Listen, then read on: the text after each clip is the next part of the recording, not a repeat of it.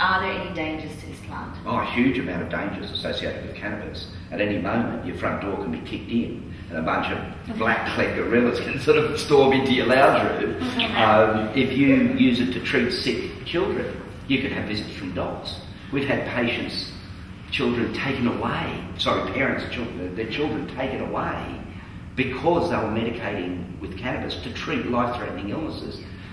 They're the dangers. And those illnesses those children were often sent home being told there's nothing we can do for you. Yeah. On top of that. Yeah, it's pretty bizarre.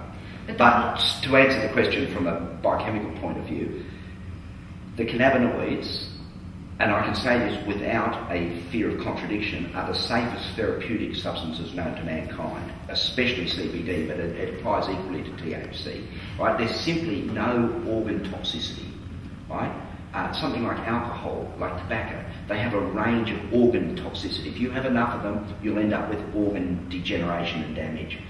There is no association over thousands of years of observation and several very large and well-conducted studies in the last 100 years that show any organ toxicity.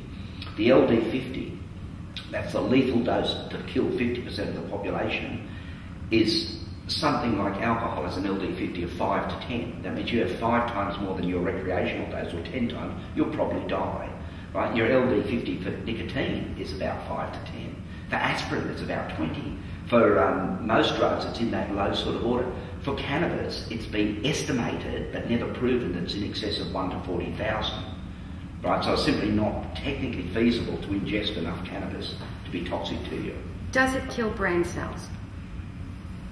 Absolutely not. And beyond that, cannabis, and especially the CBD component, has a potent neuroprotective effect. The cannabinoids, and especially the CBD component of it, are what we call neuroprotective. They actually function as intracellular, that's within the cell, antioxidants.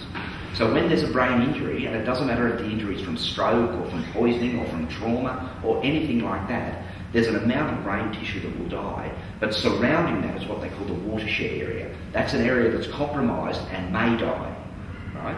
Because of the generation of these oxygen-free radicals, which can damage tissue and propagate the injury. Prompt and high-dose treatment with cannabinoids can actually significantly reduce the watershed area and actually leave the person with less functional impairment. That's the first thing. So that's an improvement.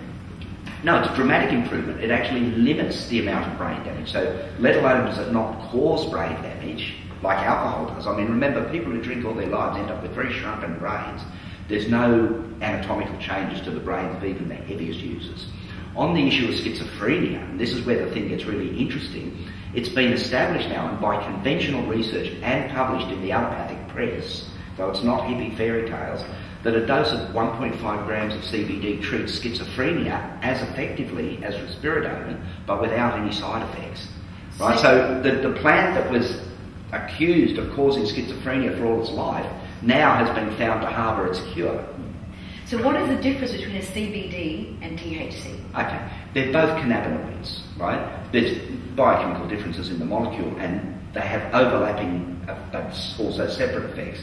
It just depends which plant they come from. There's high CBD plants, there's high THC plants, and there's intermediate plants. So the industrial hemp that you mentioned earlier, that's high CBD? No, not necessarily. I wish it was. As it turns out, no, it's all about definitions, right? The definition of industrial hemp in this country is any cannabis species that produces less than 0.5% THC. That's the definition. In the last year, when we started to get interested in CBD and its effect on cancer treatments, we surveyed our hemp crops, and to our dismay, we found that the CBD levels in 2 of the crops we were growing was extremely low and not sufficient to actually extract. It was 0.1%. You really need about 1% to make it viable to extract. So not medicinal at all? Well, no, not usable. They're still usable in their industrial capacity. But what you can do, you can have hemp crops as defined as a 0.5% THC with up to 1% or even more CBD. And what we're trying to do is actually get something like Charlotte's Web, for instance, that might have 18% CBD and less than 1% THC, and then, at least theoretically, we could grow it in this country legally as a hemp crop, right? That's one avenue of political activism. What I prefer to do, and what we're working now to do, is to have another category in the Drugs Misuse and Trafficking Act. They have recreational cannabis as a prohibited one, industrial hemp, 0.5% THC as a permitted one. I want a third category of medicinal hemp, which can have a dominance of CBD over THC, whatever the THC level is. So, for instance, the Z7 we're using now has something like perhaps 12% CBD and 6% THC, which is a beautiful healing combination, certainly in epilepsy, right? So we want to create another category of medical cannabis, which is defined by its CBD content. And you, in relation to epilepsy, especially children with epilepsy, suffering extraordinary amount of grand mal seizures daily. We're talking hundreds a day. And if someone hasn't ever seen a grand mal seizure, it is the most frightening. It is terrible for the person. In your experience, is the cannabis oil assisting these children with epilepsy? Well, to test that hypothesis, and I mean the anti-epileptic uses of cannabis go back hundreds of years, so we're not breaking new ground. But since the work of Charlotte Figge and Dravet syndrome, they're probably the kids you're referring to, there's been a dramatic impact of cannabis, and especially CBD-dominant cannabis, in their management. I've only personally treated 12 infants with these conditions. They'd all been exposed to THC tinctures, they'd all benefited significantly, but the addition of CBD to the mix brought on a further reduction in seizures and a further improvement in functioning.